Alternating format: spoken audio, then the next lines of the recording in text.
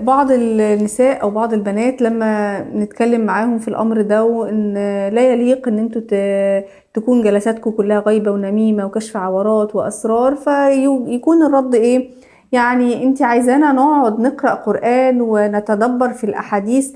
احنا ما بنشوفش بعض الا على فترات كبيرة ومتباعدة، فاحنا المفروض بقى يعني صاحبتي وحشاني، ده جاية من السفر بقالها سنة ما شفتهاش، الكلام ده كله نرد بإيه عليهم لما يقولوا لنا لا، ما هي الجلسات دي لازم تكون جلسات لطيفة وجميلة، ما احناش هنقعد نمسك السبح نسبح ونقرأ قرآن.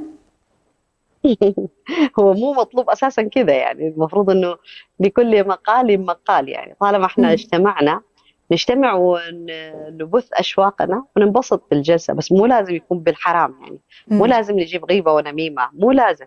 خلاص اجتمعنا انا صديقات مثلا، اثناء الكلام نتكلم عن انفسنا، طيب ما في مشكله.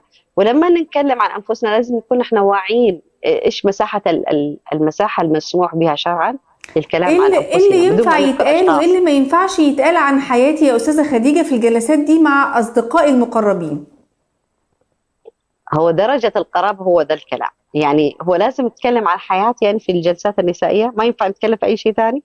يعني ما ينفع نتكلم عن والله سؤال احلامنا محترم جدا. وطموحاتنا. هو فعلا لازم الجلسات ما اه، تبقاش جلسات حلوة إلا لما نتكلم عن حياتنا؟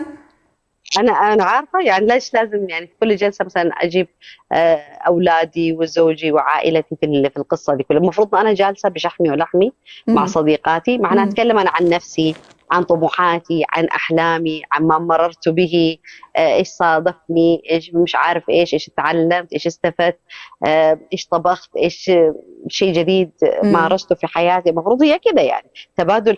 الجلسه هي عباره عن تبادل خبرات واشواق.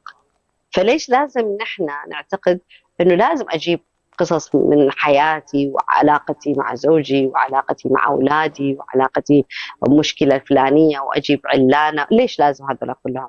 ما في بدائل مثلا؟